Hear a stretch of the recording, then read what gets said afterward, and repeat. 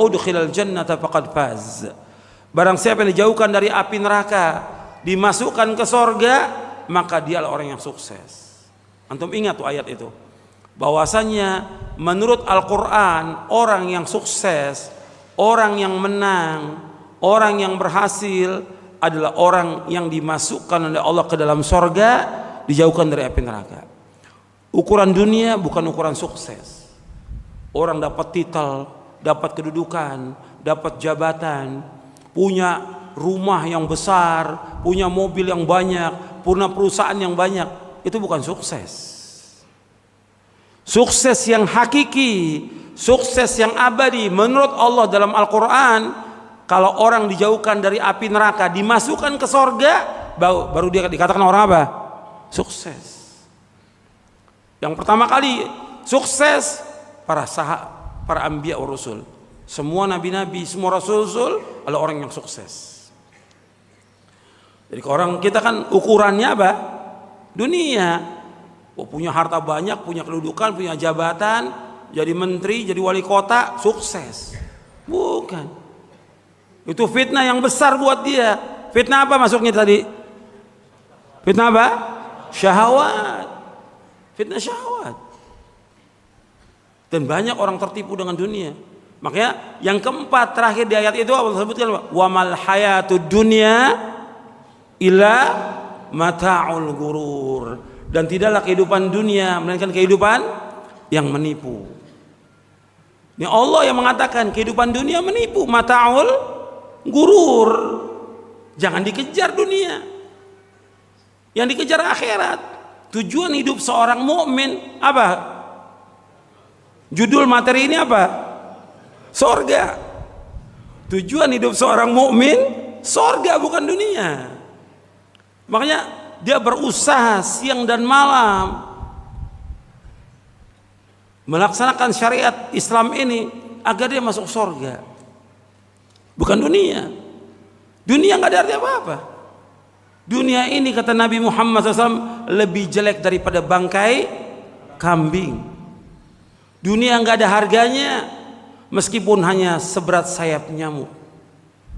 Sampai Nabi bersabda sallallahu alaihi wasallam dalam hadis yang sahih yang diriwayatkan oleh Imam At-Tirmidzi, "Lau kanatid dunya ta'dilu 'indallahi janaha ba'udatin ma saqa kafiran minha syarbata ma'in."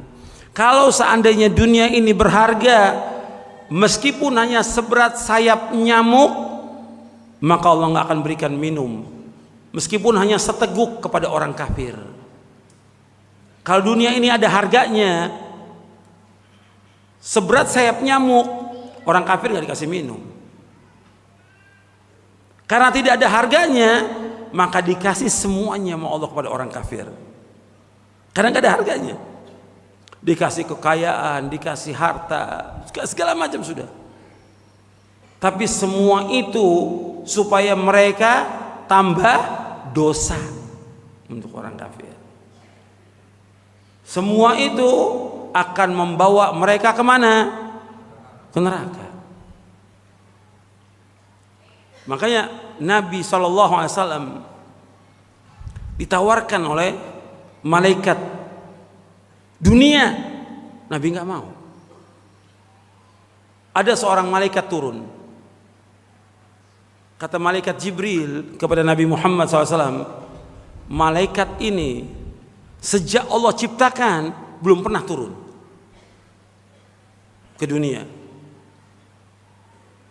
Kemudian malaikat ini bertanya kepada Rasulullah SAW, aku diutus oleh Allah untuk menanyakan kepada engkau Muhammad, apakah engkau ingin menjadi raja sekaligus seorang rasul, atau engkau menjadi hamba sekaligus seorang rasul?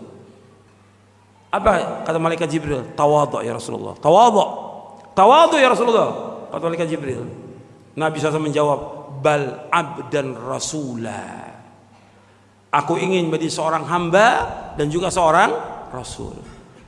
Kalau Nabi mau, dikasih nggak itu kekuasaan oleh Allah? Saya mau tanya kepada antum, kalau Nabi mau dikasih nggak kekuasaan? Dikasih. Kalau Nabi mau jadi raja, dikasih nggak sama Allah? Dikasih. Tapi Nabi nggak mau. Bal abdan rasula, bahkan aku menjadi seorang hamba dan seorang rasul. Ditawarkan. Bahkan ketika Nabi di Mekah, kan orang-orang musyrik Mekah menawarkan, engkau mau wanita, aku kasih wanita yang paling cantik di Mekah ini. Engkau mau kekuasaan, aku kasih kekuasaan.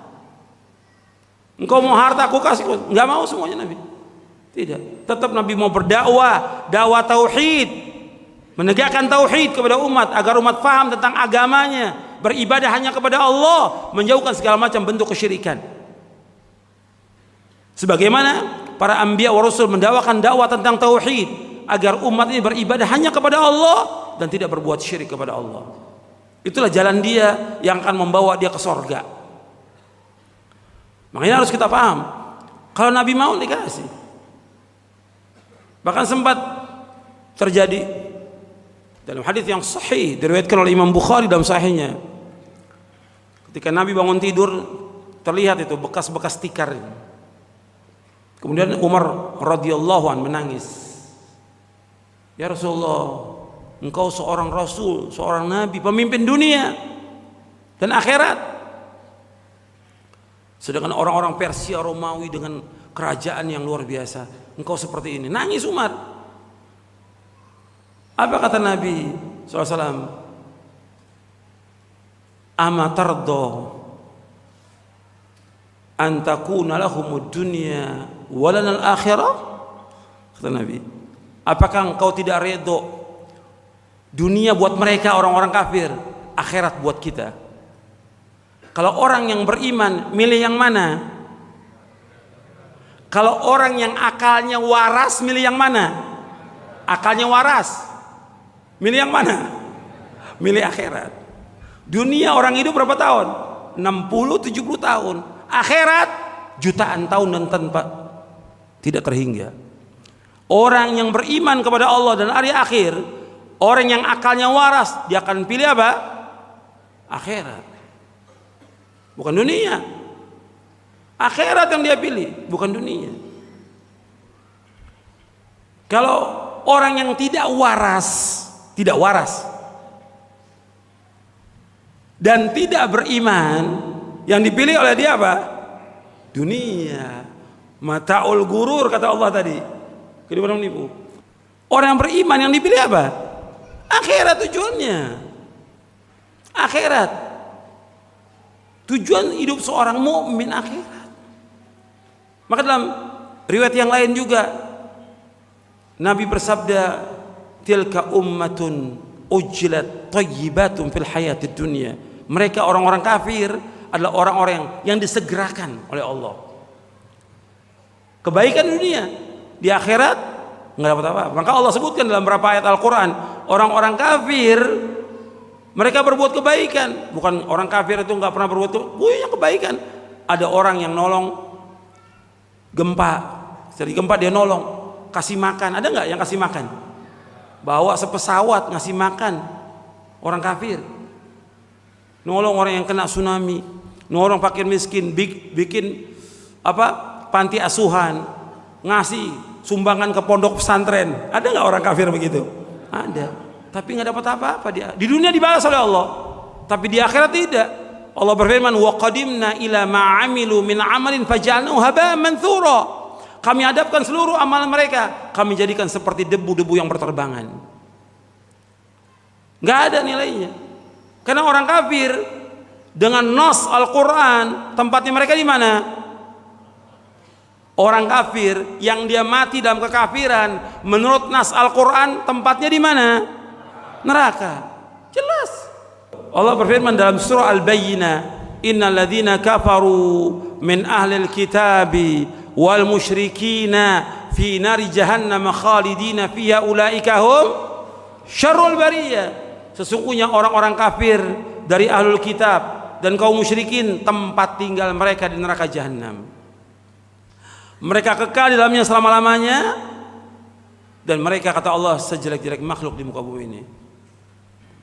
Orang kafir yang dia mati dalam keadaan